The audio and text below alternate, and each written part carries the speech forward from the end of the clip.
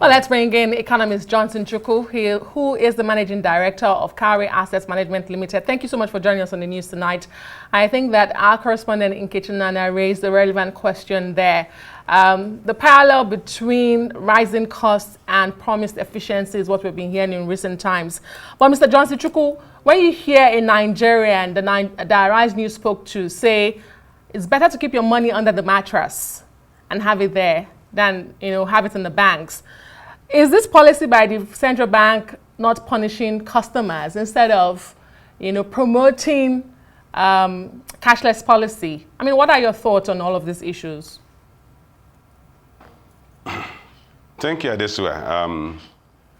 My thought, of course, I can feel the pulse and the pain of the average Nigerian who feels that their income is being eroded or their expenditure is increasing by this financial charge or this operating charge that banks now make on POS ATM withdrawals.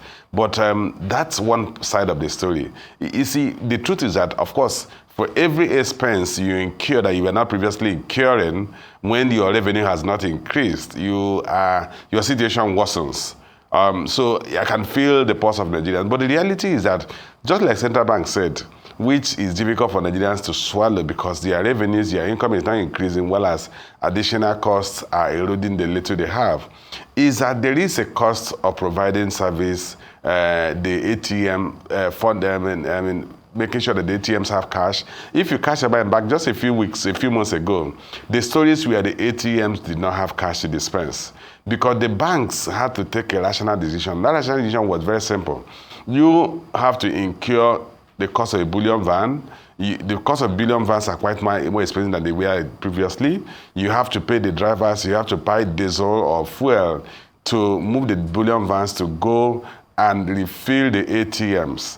And when you do that, you don't recover that cost of that, of such service at the service point. So what happens that the banks became reluctant to restock their ATM bank, and Central Bank began to make threats. And those trades were not working because it's very simple. I look at the fact that you want to penalize me for stocking, for not refilling my ATM, but the cost of refilling the ATM is far more than the penalty you want to impose on me. So the banks were ready to take those penalties. So the rational thing was, you have to have a cost-reflective system that would allow the banks to recover the cost of providing that service. But good thing is that we have alternative service delivery channels that Nigerians need to imbibe.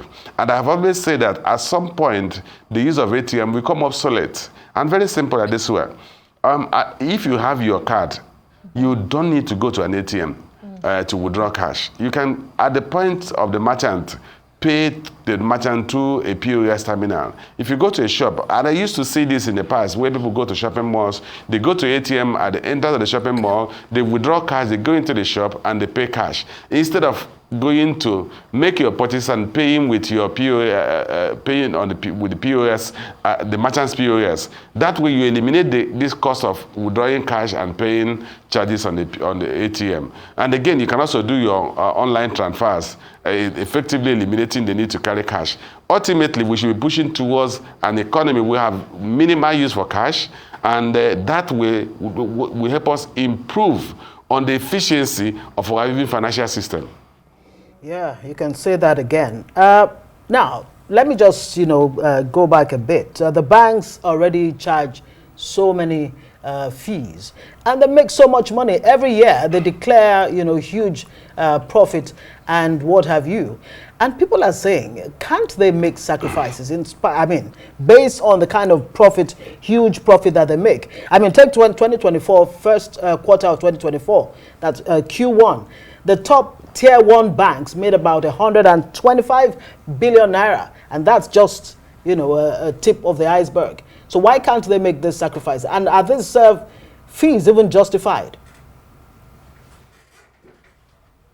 Okay, because it's very simple. We can say, okay, the banks can actually take this as a loss leader in their service delivery channels and say, look, for the POS, for the ATMs, we're going to keep stocking the ATMs, and then we're going to be taking losses from the ATMs. But you're going to get to a point where rational thinking or rational decision would be that the banks are saying, okay, why should I do that? Okay, if you want to do that, no problem. Go ahead and do that. My customers will withdraw from your ATM machines. So you carry my cost. The banks may not even have the need to install more of the ATMs. So they will allow those who have the ATMs to carry the cost of the entire financial system.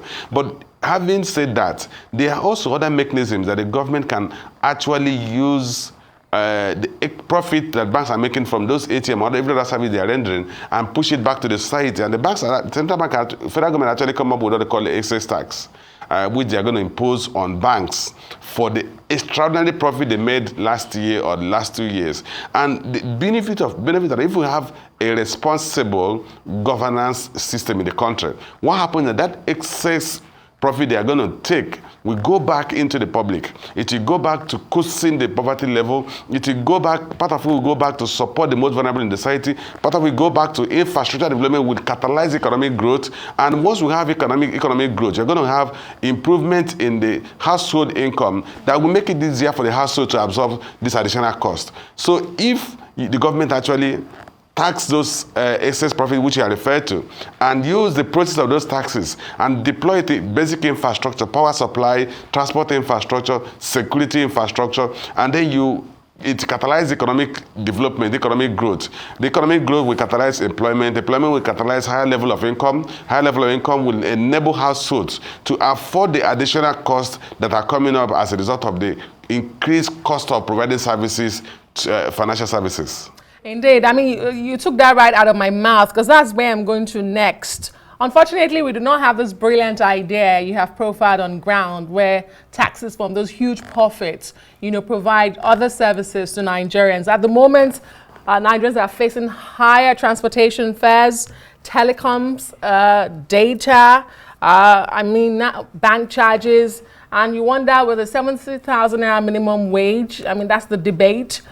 One wonder, where does it leave the spending, the purchasing power of Nigerians at the moment? Are we not creating more problems by trying to fix these other problems? Because on the one hand, the argument is that, higher tariffs will provide better, efficient services. Yes, and this one, like I said earlier, what happens is in a very civilized, in a well-structured society, is that you could have entities, corporate entities that are earning what you may call abnormal profit. When entities or a sector or individual entities or corporate organizations are earning abnormal profit, the government comes with tax, and then the government takes out that excess profit and then plug it back into the society. Either by supporting the vulnerable in the society. We are supposed to have a poverty register that the extremely poor can actually get direct handouts based on their income level, and that will help them cushion part of the cost of increased cost of living.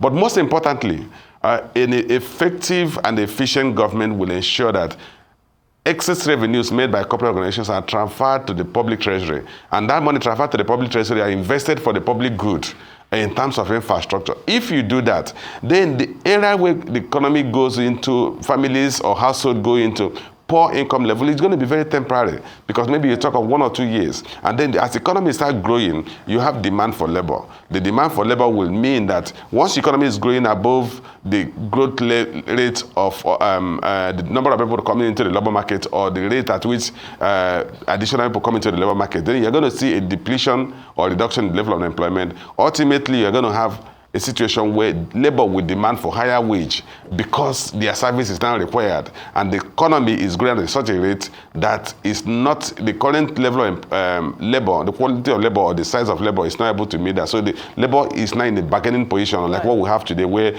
they are price takers. Okay. And that will allow people's income to be adjusted in tandem with increase in price level. Ordinarily, when people are bargaining for wage increase, the wage increase should be indexed to something, maybe inflation rate, maybe cost of increase in cost of living, but we don't have that because our labor force is actually price takers, because we have such high level of unemployment that everybody just asking for, just let me have something to do. Yeah. But once the economy is growing, which should be the focus of everybody, how do we create a productive economy that is growing and creating employment, that is producing goods and service, that these people can get jobs to do, they get paid, they can bargain for higher wages because they have higher skills, we are producing high quality goods, and then we can export them, and then ultimately we're going to have income. If you go to places like China, they used to have a very low wage rate, but Mr. today Chukwu, their wages is gradually matching up to other countries in the world. If I may comment very quickly, I mean, there are concerns that this could even contribute to the already huge population of unbanked Nigerians, about 42 million as it stands right now. What would you suggest? Do you agree with those who are saying that the CBN should review or actually suspend this directive? And are you concerned about more people going or joining the unbanked population? Yes, Ngozi, I think the reality is that the way Nigerians feel about this, it could work against the financial inclusiveness objective of the central bank. It could lead to people pulling away from the banking system.